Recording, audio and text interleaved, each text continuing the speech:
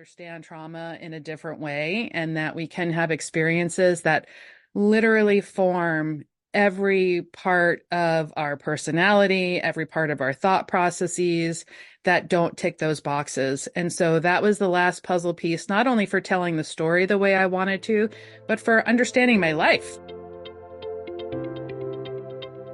Hey mama, welcome to Naturally Empowered Living, your safe space to guiding you on your unapologetic self-awakening journey to learning your energy of alignment and feeling good again. This is your weekly sanctuary to wake up from autopilot and transform the way you approach motherhood and life through the power of meditation, energetics, and root cause therapy. It's my mission to help you embody the foundations of self-love, trust, and inner connection to be unapologetic in the evolution of who you are. Here, we honor all parts of ourselves, the messy and the magic, the shadows and the light. If you are ready to get to the roots of cultivating real change, warm up that cold coffee, pop in your earbuds, and tighten that top knot, mama. Let's discover our power within together. Hello, beautiful mamas. Welcome to Naturally Empowered Living, formerly the Balanced Mom Method podcast, but with the same impactful mission of helping you be unapologetic in who you are. I'm your host, Jenna Smith, and today we have a truly inspiring guest with us, Tracey Yokas. She is a mom, wife, artist, author, and passionate advocate for mental health awareness. She just released her first book, a memoir, Bloodlines, a memoir of harm and healing, and it is a powerful account of her teenage daughter's mental health crisis and their journey of helping her through it. And within that, she became aware of her own childhood trauma and the essential healing work that she had to undertake in order to be the type of mom and person that she aspired to be. I can't say enough about Tracey. I'm so excited. I just want to pass the mic over to you because I'm already getting tears in my eyes. I would love for you to introduce yourself a little bit more and just share as far back as you feel, as you want to, just about you, your story, and then your daughter's journey and just how everything came to present moment. Oh gosh, thank you so much, Jenna. I am stoked to be here with you and to have this conversation. Gosh, I mean, I guess I'll start about 12 years ago, around 2012. I think that's 12 years ago. Math hashtag. My daughter was a teenager and it was the summer before her 8th grade year of school. My mother died very unexpectedly, and my daughter and my mom were very close. So we did not realize this at the time, but it turns out that my mother's death would end up being a trigger for my daughter. And so it was literally one day like a light switch, flipped. One day everything was fine. We were living life. It was normal, school, friends, activities, all the things. And then the next day it was very different. And she at first started to eat less, and then it was less and less, and then almost nothing at all. And she would eventually be diagnosed with disordered eating, NOS for anybody who uses that language, and also severe depression. So the story, which took me about 10 years to write, chronicles that time, the steps we took and the things we tried to do to help her, the help we got. Not all the help was helpful, as readers will see, but the book is definitely not about lambasting the system because the people we encountered by and large were very dedicated, helping individuals. And also then I intercut scenes from my childhood to help illuminate the experiences that I had that ended up really forming the type of adult I became, the type of wife I became, particularly the type of mother I became, friend, all the things. I did never see myself up until really recently, actually. It took many years of writing and rewriting and going to therapy for me to understand that people can have trauma in their childhood that doesn't tick the normal boxes, what are called these adverse childhood experiences of physical abuse, sexual abuse, living in extreme poverty, having a parent who's incarcerated, all of these things. That was not my experience at all. So I grew up not seeing myself in the trauma literature, not understanding myself that way. I knew I had a lot of issues, like I had trouble holding on to friendships. I was doing things that didn't make me feel good and I didn't understand why and all of these things. But it wasn't until very late in the process that my most recent, and I mean like just a couple years ago, therapist helped me understand trauma in a different way and that we can have experiences that literally form every part of our personality, every part of our thought processes that don't tick those boxes. And so that was the last puzzle piece, not only for telling the story the way I wanted to, but for understanding my life the way I wanted um, to put the work into the world, because I really believe, especially moms, we're so driven to help our kids, to, take care of them when they're not feeling good, to fix what's wrong. And I tried to do that. Of course, I wanted to help her. I wanted to solve the problem, and we got help along the way. But I felt this overwhelming sense that I would later understand was a trauma response in terms of codependency and all of these things, to fix this problem. I needed to fix this, except I wasn't capable of fixing it because I actually had no control over her illness. So as time went by and she was actually getting more ill and sinking further into her behaviors, and I was getting more dysregulated myself. We finally got to the point where it was an emotional rock bottom for myself of understanding I need to do my own work here. This whole situation is unhealthy. I actually don't have the capability to control her illness. So the only thing I can control is myself, and to become the healthiest version of myself possible, not only in the hope of showing her a path that she could follow similarly and helping our relationship, but first and foremost, helping myself, which was so counterintuitive to how I understood mothering to be up to that point. Mhm. I have so many questions for you.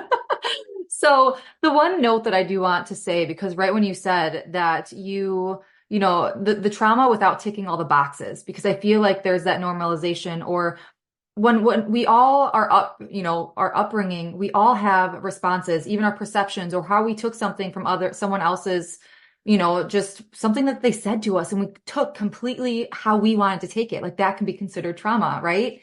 And I just feel that sometimes we don't feel adequate enough to call ourselves like, oh, well, we don't fit, the sexual trauma, or, the examples that you shared.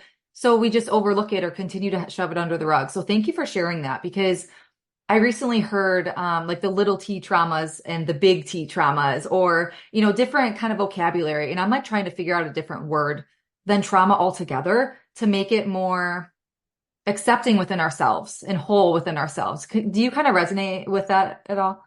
I definitely do. And I mean, one description of trauma I heard, I too don't have a better word at this point for it. I mean, there are other words for sure.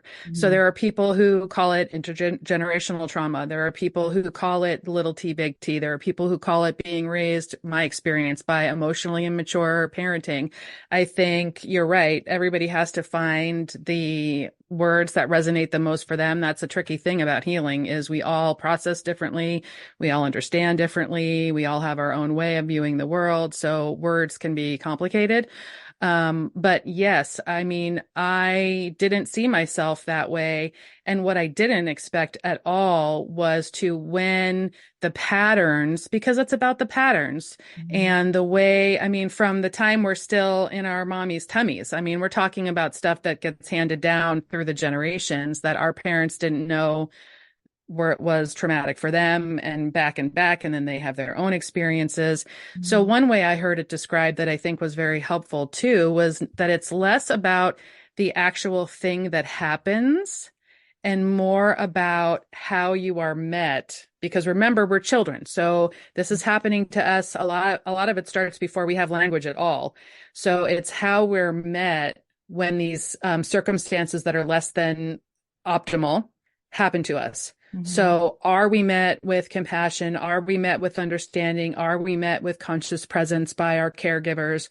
Are we met in a way, excuse me, that helps us understand what's happening to us, helps us give us language around it, helps us regulate all the things, or not? pretty much. Mm-hmm. And it is sort of that cut and dry, because I think most of our parents, at least at my age, I'm 55, so our parents weren't having these kinds of conversations back in the day. That Mm-hmm. was the generation. My dad was a World War II veteran, so we're talking about people who were told to get over their SHIT Mm-hmm. and move on. So each of my parents had trauma from their upbringings, and then they got together, and then I was supposed to have a baby sister who passed away at birth. This was never discussed, ever. I mean, 99% of the time, I didn't even remember I was supposed to have a sister. Well, Mm-hmm. certainly my parents didn't forget that they were supposed to have another child. So all of that grief and the mourning and the despair, and none of these things were being addressed, but you can bet it was fully present in our environment, and it's just nobody was dealing with it. So I think not only were my needs not being met in the way that I needed as a teeny child learning about all of these things, but my parents' needs weren't being met either. I Mm-hmm. mean, then they weren't talking about self-care, they weren't talking about therapy, they weren't talking about any of these things. And it's just a very dysfunctional dynamic, which does Mm-hmm. not mean, by the way, that they did not love me, because Right. they did love me. And I know they loved me, but that doesn't change the fact that there was codependency and enmeshment and a host of other things that have big fancy words attached. It doesn't really matter, only in the sense of they formed who I became as an adult. And I didn't understand any of that. Mm-hmm. Exactly. And I mean, and that just brings it to like taking our ownership of doing our work. And I'm so like, I, everything that you said with you have to do the work for yourself to be able to help your daughter. So talk to me about this with how did healing generational trauma help with your relationship with your daughter and help Yeah, that it's whole dynamic? one of my favorite things to talk about, because I think a lot of us think the same thing, especially when our kids first get ill. There's such a focus on the behavior, Mm-hmm. and a lot of fear, which makes complete sense. If your child stops eating, it's a terrifying thing. And if you see them hurting themselves, it's terrifying, but we don't make our best decisions for ourselves or the people we love from the base of fear. So there's that. I would say also for, I don't know, close to a year and a half, 2 years, my therapist was asking me every single week what I could do to take care of myself. And I literally went over my head that she was asking me to do what I wanted my daughter to do. Like, Mm-hmm. how can we take care of ourselves? And I was like, I can't do that. I don't have the right to do that. I'm not entitled to do that. What kind of mother would do that? Well, her child just completely missed the whole point. Mm-hmm. So finally, when I hit my emotional rock bottom, which took quite a while, there were a series of things that happened, that my daughter, as I said already, was getting sicker and sicker and sicker. And then we had to, by the way, I should state, for anyone who's listening, I have her permission, of course, and my husband's to tell our story. I feel like that should be a given since the book is in the world, but in today's day and age, can't take it for granted. Of course, of course. We had to do an exercise in the treatment center where she was going, and it was just the simple, innocuous, what they call the whole person wheel, which the idea of it was just to look at these like 6 parts of our lives and see what needed more attention. Like, we have many roles, we have many parts of ourselves that it's hard to balance, because balance, is like, what does that even mean? How do you do it? Where does it come from? So my wheel, we were supposed to use these crayons and color it in, and everybody was talking about how they were, 90% fulfilled in this and 100% fulfilled in that. And I like had nothing that was 90 or 100% fulfilled. And where I was in my brain space at that time it was like the physical manifestation of my low self-esteem. And the only other person's chart who looked similar to mine in that whole day was my daughter's. Mm-hmm. So it was a come to Jesus moment, if you like that language, also, where it was like, okay, I have got my own things to deal with here. I really have to shift my focus. And it still did not happen right away. I mean, healing, one of the things I think we need to talk about more about healing is it's hard work. It takes time. You don't realize that you're, enmeshed or codependent or whatever word you want to use. And then suddenly you're just over it. I mean, these are patterns that took a long time to form. They're very ingrained. So it can be daunting when you realize, oh, I've learned something now, but then you kind of forget it and you have to relearn it and you have to relearn it again. But once you start sensing the liberation that's on the other side of that healing, feel the compassion, because it's a feeling difference. It's a knowing difference too, but it's a feeling difference inside your body that for someone like me has never had those feelings before in their life. So what freedom and what amazing joy and gratitude comes along when you start to see that your parents were constrained by things as well. I never had more compassion for my parents than I did after I really understood the hold that the traumatic patterns that were passed down had on them and Mhm. how they passed that on to me. I was able to look at them more fully as human beings rather than I'm the little girl of these two people and all these things happened or whatever. You don't look at it that way anymore. It's just such a liberating experience. And they had already passed away, both sadly, by the time we had this journey and I had this learning. So I didn't get to experience being alive with them with this new learning. But that doesn't change the fact that I feel better about our relationships. You can still heal your parental relationships even if they're not here anymore. And that was something I didn't know either until I started doing it.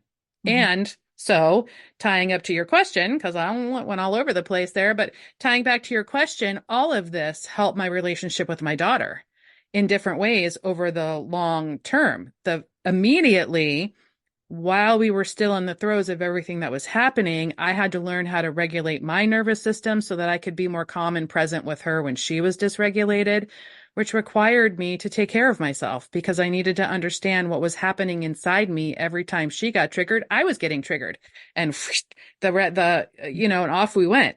So learning how to remain calm, as simple as that sounds, it's not simple, and it is a very powerful tool for parents who are having children who are struggling.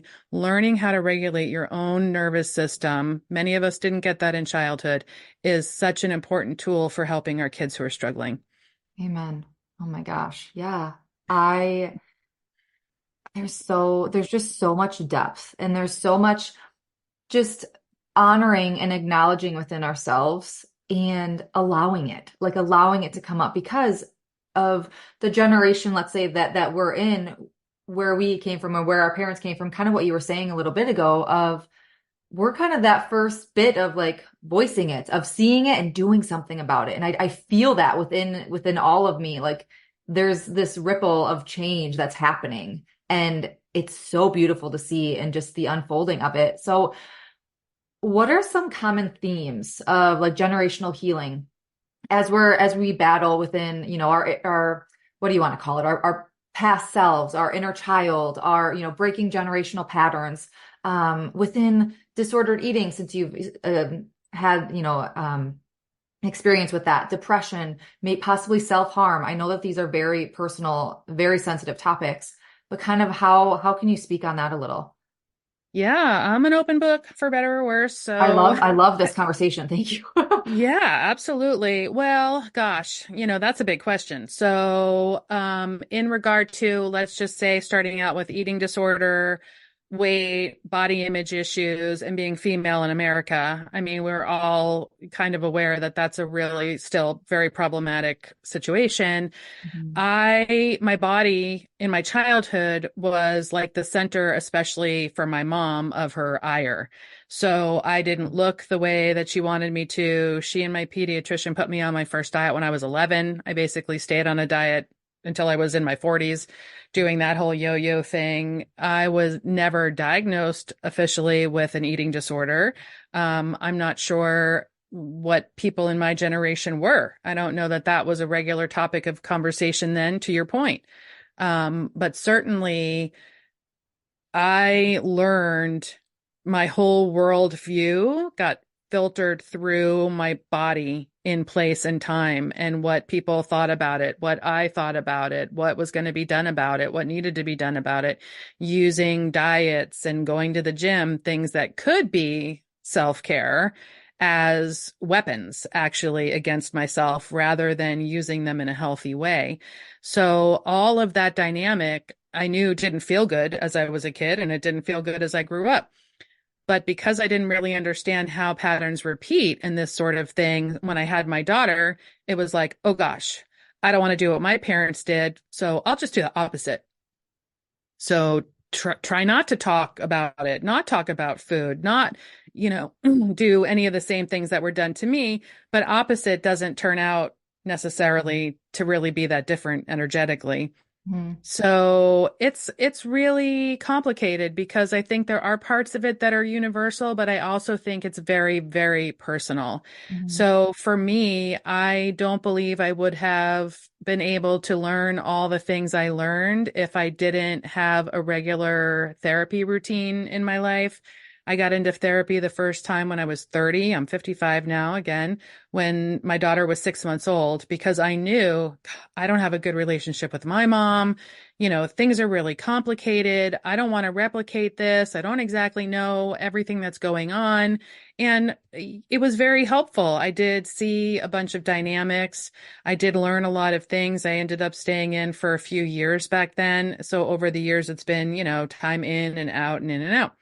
But I do think that therapy alone, and I don't want to minimize therapy because I want to say again, I love therapy.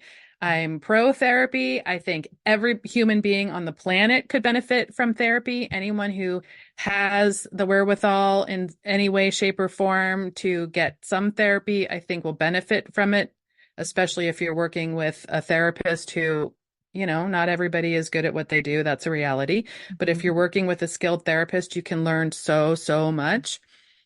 But having the ability to have other people in your life, community, friends, these are things that I didn't really have for a long time. I saw a lot of broken friendships in my rearview mirror, like looking in my past, didn't understand why I couldn't hold on to friendships, just still didn't understand that I was basically a walking trauma response. And I know that sounds a little bit dramatic, but I know anyone who has a history like mine will 100% understand what I'm talking about. Everything you think, everything you feel is filtered through that experience, but you do not know it. Mm-hmm. So you just feel like, okay, I don't meet this criteria over here, so that just means something's wrong with me.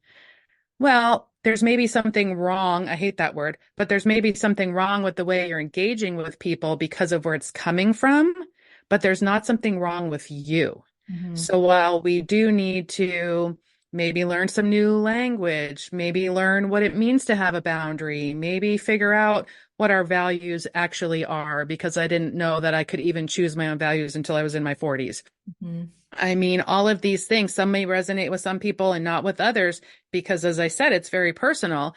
But having somebody who has no skin in the game, I like to say about therapy, your therapist just wants to help you help yourself, was crucial for me to understanding all the dynamics at play and how then to start unraveling that. We've heard the kind of overused onion analogy, right? We're under there somewhere. We've Yeah. got to peel back all that, unhealthy layer of stuff we've gotten. It's not just our parents, of course. I'm not like sitting here to lambaste parents around the world. I mean, there's society, there's bullies. We can't say enough about how toxic bullying is. It was played a huge part in my daughter's situation. It played a huge part in my own mental health. We can't lose sight of that. So it's not just one thing, but our perfect essence of humanness is underneath all of that and doesn't need to be fixed. We just need to like go back to our authenticity and find out who we are. And it just takes some time. Gosh, I mean, everything you said was beautiful, but that last bit of like, we are all so different. And you said in the very beginning with how different vocabulary, different terms are going to resonate with each of us differently, and how there's so many different factors.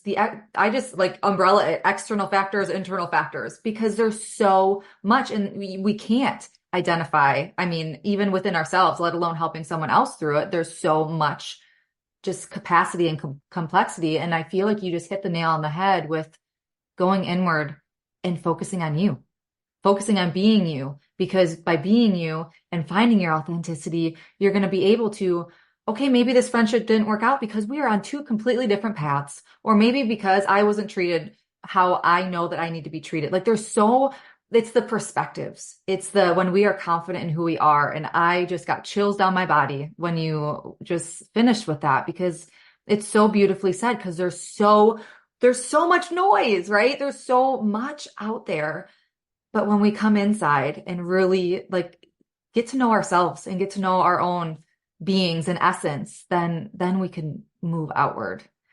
So thank And you. when you're facing the world from a perspective of people Mhm. pleasing is actually a very desperate, sort of intense, unhealthy place to be. I Mhm. mean, we've glorified people pleasing, especially in women, because it's like, yeah, and especially in moms, forget it, because like, we're no longer an individual entity. We're a mom, and so we're just going to be running around taking care of everybody. At least that's what I learned. Mhm. And that was true in my attempted friendships. It was true in all my relationships, but it's really very, well, one word some people use around it is narcissistic.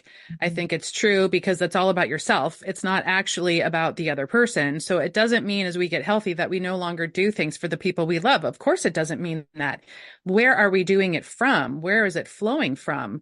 And it's flowing from when we're taking care of ourselves, when we have good boundaries, when we're still doing things for the people we love. It's a whole different emotional experience inside our own self and also as experienced by the other person.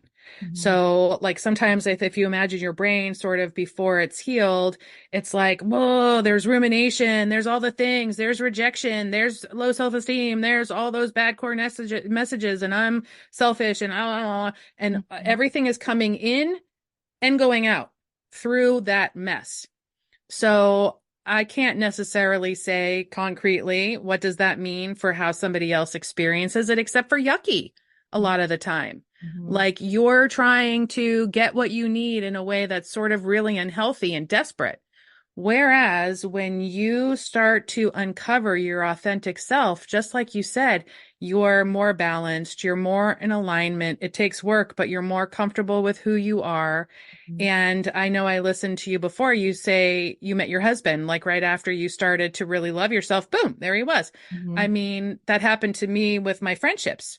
I was already married when the things happened with my daughter, but once I started doing this work, becoming more authentic in my own self, you naturally start to become more conscious of the people in your sphere who you're like interested in and they're interested in you. And that doesn't mean every single relationship will work out the way you expect because expectations equals yuck too. Mhm. But you are just more calm, more comfortable, more confident in the nice way.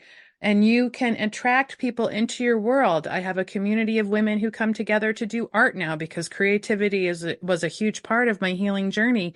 And these are things that just naturally transpired because of coming out of myself. I look at self-care as like an inside out job. There are the outside things too. Of course, I love a good mani-pedi as much as the next person, but the healing journey coming out of us is the self-care I think most of us don't understand or neglect or forget about or whatever. This is what really can impact and most importantly my relationship with my daughter, which Mhm. I couldn't. She's 25 now. She's an adult. She's in recovery, living her own life, and lives 6 hours away, so we don't get to spend as much time together as we would like. But the communication and the comfort level now we have with each other, the acceptance of who we are as human beings, our ability to talk about these hard dynamics, these patterns that she definitely learned from my husband and I when she was young, because this stuff, like I said, didn't start until she was, in middle school and Mhm. then high school, but we talk about it. We can have conversation about it. I can say, this is a pattern that you got from me and dad that's not that healthy. Let's talk about, doesn't mean we don't love each other, doesn't mean any of those things, but it means it doesn't serve us. So how can we talk about that and work on continuing to heal that, work on healing it in our relationship, you healing it in your friendships, etc. Mhm. Yeah. So you mentioned middle school, high school. It brought me back to the bullies that you mentioned, kind of had a little bit of a play. So to kind of zoom out a little bit as just societal issues, how do you feel? You could use your personal experience or just everything that you've kind of learned and gathered throughout the years too, with how do you feel that these societal issues play at inducing this mental health challenge that so many teens, let's just use that, but so many people just face, the low self-esteem. It's horrible. It's so sad. It's heartbreaking.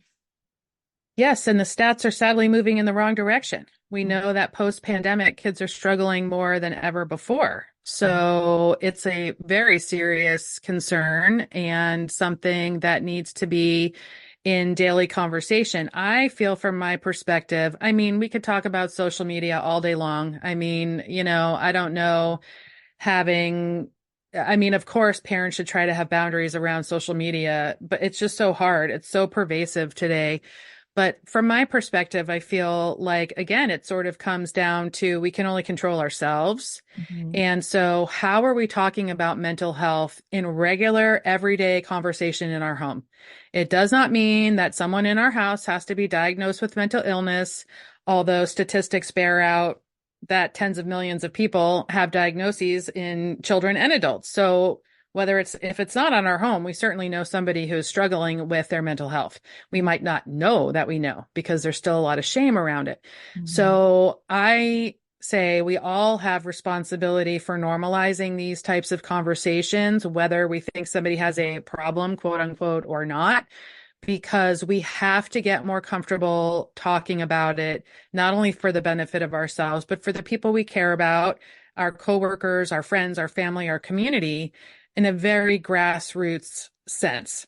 Mhm. That is what we for sure concretely have control over, is how we talk about it in our own homes, how we normalize it, how we don't buy into the stigma, how we don't buy into the fear, how we just talk about, I'm struggling today, or however you want to approach it.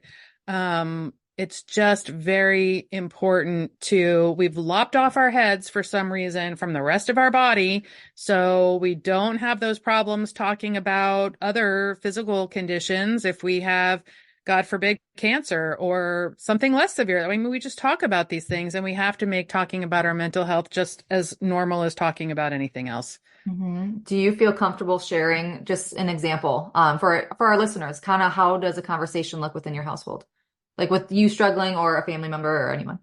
Well, I mean, I guess now, again, it's been a thing that's been a work in progress. So, a lot of our conversations started in therapy and sort of learning. I mean, one of the reasons I really think if your child does receive a diagnosis, one of the most important things you can do is get yourself into therapy, not only to deal with your own thoughts, feelings, and emotions, but you might not, the things that you did as a parent, the way you communicated or whatever, just might not work anymore. And that's not a criticism. It's not a fault. It's just reality. I Mhm. heard somebody, Dr. Becky Kennedy, Dr. Good Inside, saying, like, Oh. if you wanted to teach I know she's the best. If you wanted to teach your kid Chinese, you wouldn't just the language, Chinese language, you wouldn't just expect yourself to know how to speak Chinese. I mean, you would have to learn how to speak Chinese, and then you would teach your kid. I Mhm. mean, it's the same sort of dynamic. Like, we might not know how to talk about these things, but that doesn't mean that we don't do the work to learn. Mhm. So now it's much easier over a decade into this journey. Plus, of course, all the moms are intuitive to their kids. So I can look at her on a Zoom and know whether, we need a more in-depth conversation or not. But I mean, literally, I think just asking from a place of pure curiosity. I mean, I think we just are so busy today that Mhm. we've forgotten, like, hey, how are you? Blah, blah, blah, blah, and we've already Yeah. moved on. We didn't even give the person the space to answer. And so it's like, oh, fine, and blah, blah, blah, blah, blah. So really slowing down, a lot of this work is awareness, Mhm. becoming aware of what's going on inside your own self, honoring that, allowing those sensations to be, not just pushing them down. It can be hard. I still get afraid. I still get afraid. It's a trauma response. My throat gets tight. My chest starts to pound. If I feel like maybe I'm going to ask her something and I know she's struggling, like I can feel myself starting to get activated, like, oh, I'm going to have to jump in before I can go, okay, you're okay. It's okay. It's all right. A lot of that self-talk. So literally slowing down from a place of more consciousness inside your own self, patience, calmness, and sit down and say, I really want to talk about how things are going. I feel like I've seen you struggling. Can you share? Would you share a little bit about that? That doesn't mean it's always going to work. I Mm-hmm. mean, believe me, I get it. I had a teenager at one point too. There was a lot of slamming of doors. There was a lot of swearing. There were a lot of walking on eggshells. There was a lot of not being able to communicate for a long time or only being able to communicate through a third party like therapy because teenager Mm-hmm. plus then mental illness complicated the matter. So, but we have to start somewhere. Mm-hmm. And I think it's important to acknowledge that it's going to be uncomfortable if you haven't done this before. And if you don't know what you're doing, get into therapy and say, I'm concerned. I want to learn how to communicate better. I want to understand what it means to use I statements. I feel whatever, or I'm seeing you struggle and I want to help. Let me know how I can help you. And if they don't want help right now, that's okay too. I think as parents, we often will take things personally. Like, I'm just, I'm here to support you. Why won't you let me help you? Blah, blah, blah, blah, blah. And that's very oppressive. That's a very oppressive dynamic on the person. And if we're talking about teens, this is, a critical phase where they're gaining their independence. So they're not going to respond well to that kind of dynamic. So there's therapies, there's books like Nonviolent Communication that can help.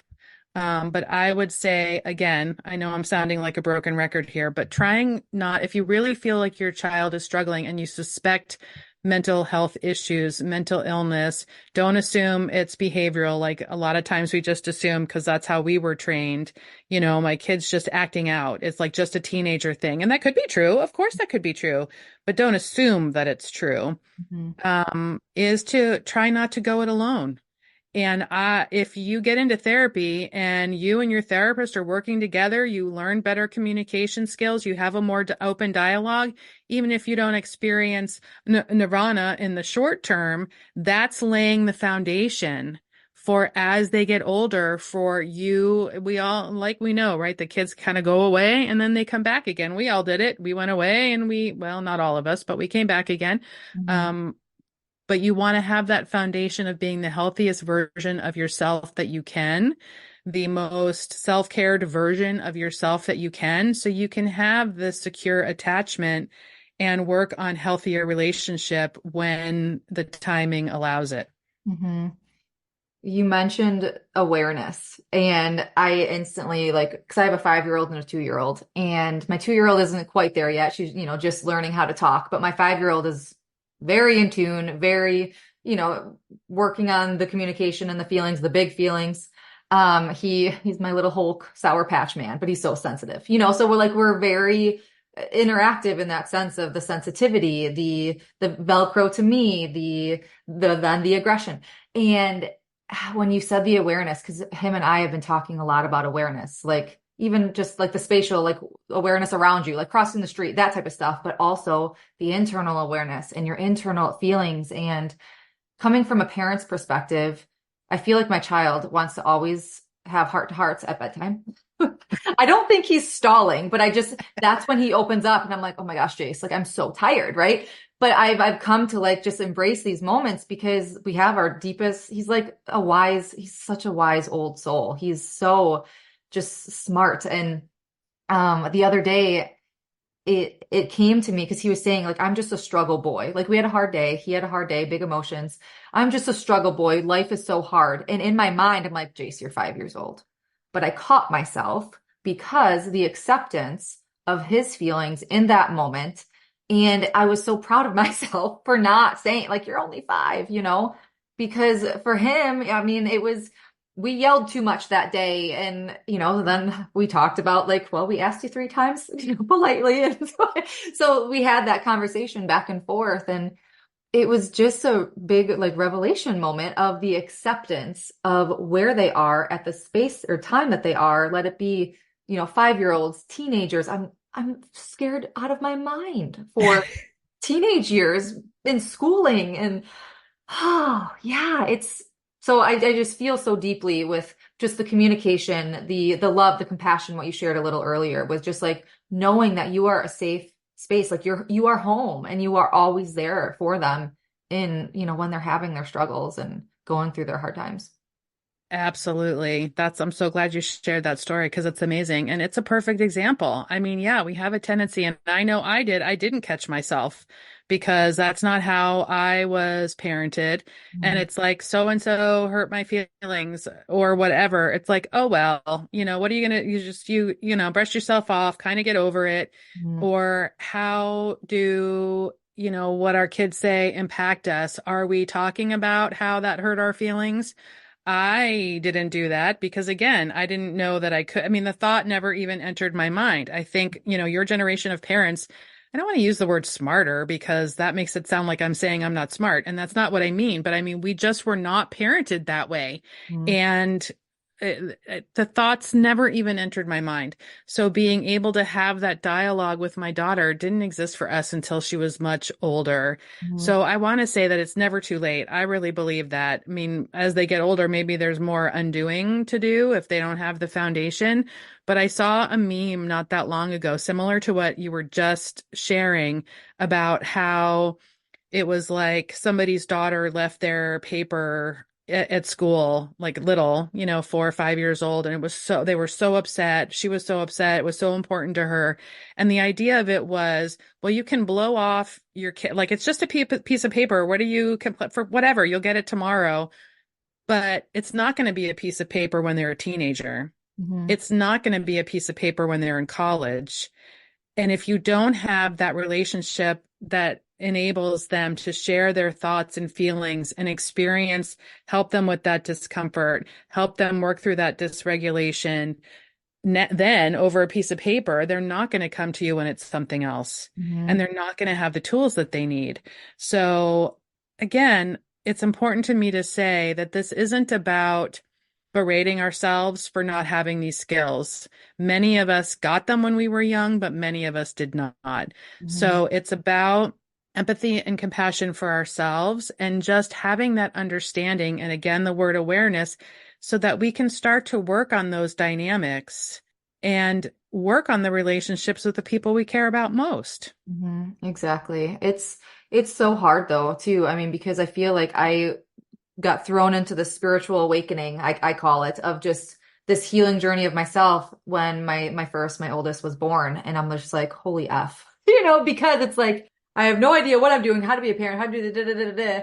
And we're always, I don't want to use the word mess up our child, right? But like, there's always going to be things like we're never ever going to be perfect. So thank you for bringing light to that also. Like, it's never too late to make that communication or to create that bond. And yeah. So, okay, I have a couple more questions. They just kept flowing to me. So, what are some catalysts kind of in helping? I know you shared a little bit, but just with to reignite like the positive change, the reshaping of family dynamics, the healing, within breaking these generational cycles and these patterns, kind of what are those catalysts within your personal experience or what you've learned? Well, that's a really good question. I would say, again, I kind of have to resort back to therapy Mhm. because I think the relationships that we have, even with the people who love us the most, our spouses, our kids, we can have a lot of preconceived notions about all of that we're not necessarily even aware of. Mhm. We're filtering all of our thoughts through the filters we've always had. We can tell a lot of stories. In fact, I would say I'll only speak for myself, but I feel like I told more stories to myself about the people I was closest to because they're the people you're closest to. So you feel on one hand like you know them the best, but that doesn't necessarily mean that you're right Mhm. because you're filtering all of this stuff through the lens of your background and all these things. So you can actually tell more incorrect or skewed stories about the people that you're closest to than you would a stranger on the street because you don't have any preconceived notions about the stranger on the street walking by. Mhm. So I think getting into an environment where you can be safe, exploring those stories. For example, this is related to my own self, but I mentioned that wheel exercise we had to do in the treatment center and how I took that as evidence that I was like just the worst person. I was the worst mother. I was the worst person, the worst friend, the worst wife. I mean, look at my piece of paper. I clearly had no self-esteem. And I took it to therapy and she was like, that's a lot to get from one piece of paper. I mean, I was sobbing, look at what a loser I am, kind of all that stuff. And it was like, whoa, that is a lot to get from one piece of paper. I mean, nobody else in my life said that to me. We were all busy dealing with our own stuff. It wasn't anybody else's responsibility to say it to me. So I think that's a big key is getting into an environment to start with where there's, again, someone who's not invested in you saying the right thing or doing the right thing, who's not invested in you playing out your perfectionistic tendencies, your people-pleasing tendencies, so that all of this can start to move into the light. Mm-hmm. Because when it's trapped inside our head, when we're over ruminating, when we're overthinking, when we're numbing, when we're dissociating, when we're in all of these unhealthy patterns, none of this is in the light. Mm-hmm. So it's stuck in all the places where it gets stuck. So as a catalyst, I really can't say enough about having a safe place to start to make these things come to our own awareness.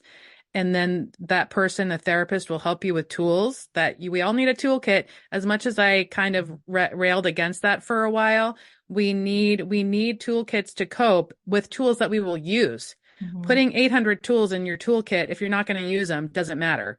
So then that requires us to become more self-aware about what actually works for us.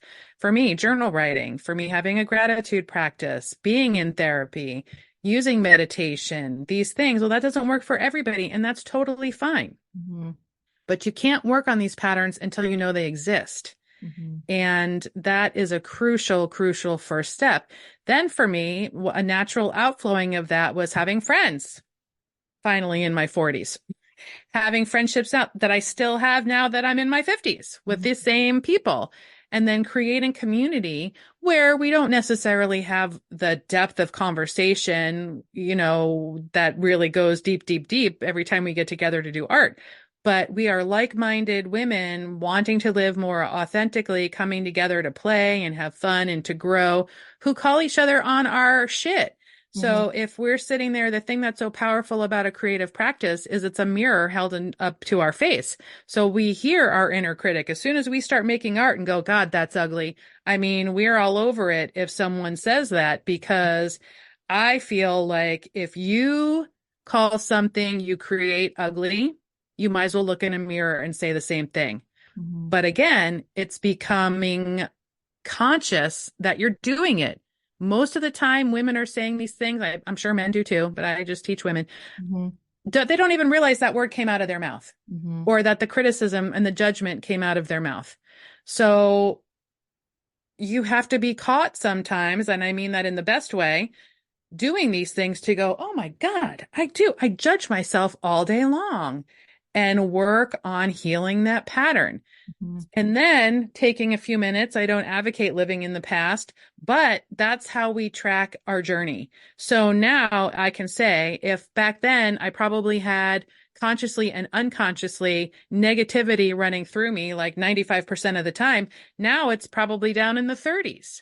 Mm-hmm. And, I am reaping all the rewards of a healthier internal environment in my own self in every aspect of my life. So it has 100% been worth all the effort and the work and the practice and the forgetting and the relearning and the peeling back and all of that stuff, because you just don't want to go back to I don't want to go back to feeling that way anymore. And I know I don't have to. Mm-hmm. That's incredible. So, so beautiful. Tell us more about your memoir, where we could find it. If there's anything else that you want to share on it.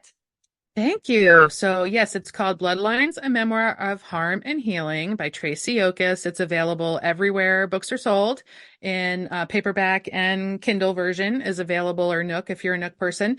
Really, my intention behind the book for anyone who's going through now what we went through then, which is stats bear out thousands and thousands of people, is I back then was looking for books that would help me know what to do. what to do, what to do, how to solve this problem, what to do. And I could find books. There were a lot of books written by therapists, and those are, of course, very important, like books. But mine is the story. If you want to see your experience reflected in the storytelling version of a struggle and then healing, that is what my book was designed to do, was to let people know that they're not alone and that these kinds of occurrences, as dramatic as some of the things that we went through were, and they were, healing is still possible. We are living proof of it.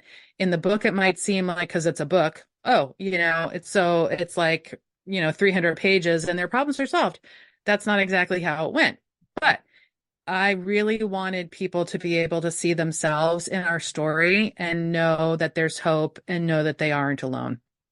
That's so just heart-centered is the first thing that came to my mind. Like I was just having this pulsating. Thank you. I will link that in the show notes for everyone to go check out. I have one Thank final you. question. One, Yes. one final question I ask all my guests on the show. I'm really excited.